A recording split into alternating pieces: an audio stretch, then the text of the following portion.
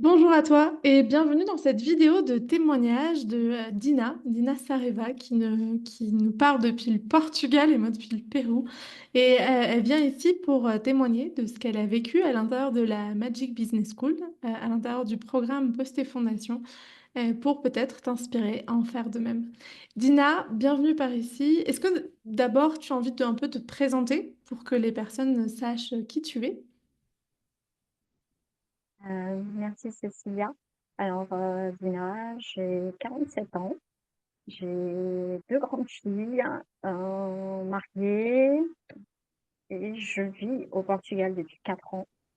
Je suis passée par 2 burn-out avant de prendre conscience que, je devais, poser mes limites et me reconnecter à mes besoins et à mes valeurs. Génial.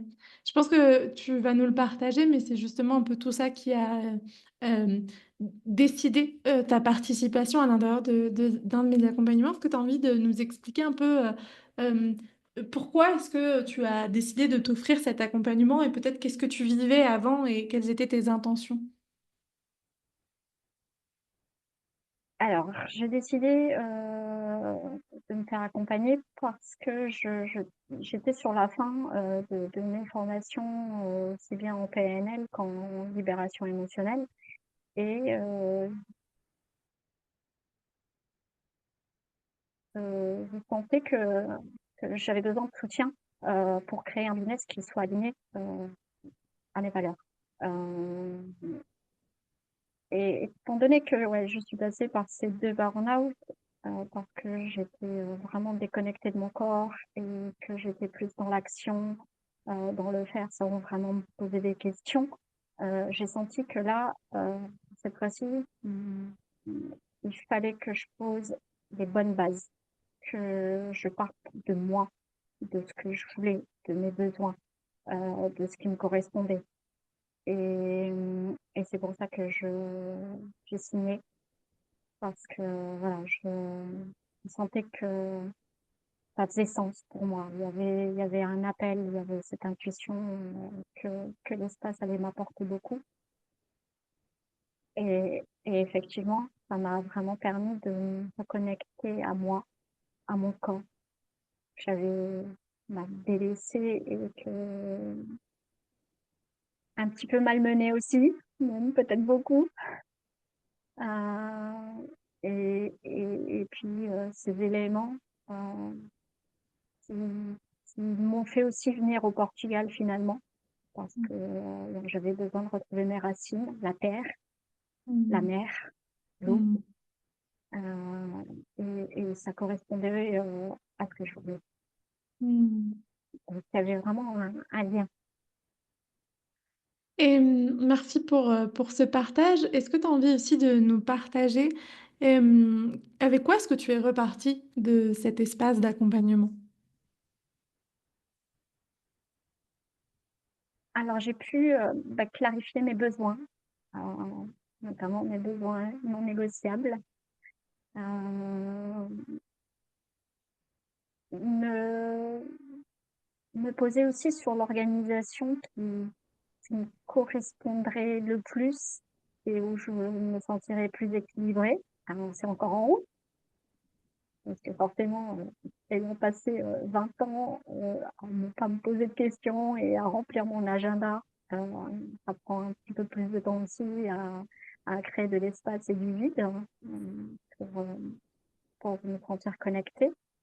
Hem, j'ai aussi, trouvé, un soutien, une écoute, hem et des femmes avec qui, il y a eu une connexion et où il y a vraiment eu un partage d'expériences un peu similaires et ça rassure. On se sent vraiment, pas à notre place. Oui, parce que finalement, on a la sensation qu'on est des ovnis et que ce qu'on vit, en fait, personne d'autre le vit, mais la vérité, c'est que tout le monde le vit. Et du coup, quand on se remet à cette humilité de Ah, en fait, tout le monde le vit, tout va bien, je peux juste continuer. Ok. Et qu'est-ce que tu pourrais dire si quelqu'un qui nous regarde aujourd'hui est dans le questionnement en se disant, bon, ça me tente, mais c'est un investissement. Je suis pas sûre, voilà, que je puisse en retirer quelque chose. Qu'est-ce que tu dirais à quelqu'un qui serait dans la réflexion de se dire, je me lance ou je me lance pas? Alors je pense qu'il faut vraiment écouter son cœur. Enfin, il y a cette intuition et cet appel, du cœur et en fait, quand on a envie de partir de soi, de ce qui fait sens, de, de se sentir aligné et pouvoir servir l'autre, heu, en toute bienveillance depuis le cœur, ben, voilà, poser ses fondations, comme on les a posées avec ces éléments, heu, c'est vraiment la bonne base. Ça apporte, beaucoup plus de clarté. C'est c'est aussi beaucoup de prise de conscience, qu'on doit faire les choses par rapport à soi et non par rapport aux autres et se dire oui à soi et c'est vraiment un cadeau qu'on se fait à soi, quoi. Hmm. Se dire oui à soi. Je pense qu'on va pouvoir terminer ce témoignage là-dessus. Merci de t'être dit oui à toi et félicitations pour et, le, la floraison. J'avais vraiment cette image d'une fleur qui fleurit. Euh, et je suis hyper heureuse et honorée de t'avoir accompagnée. Merci Cécilia, merci.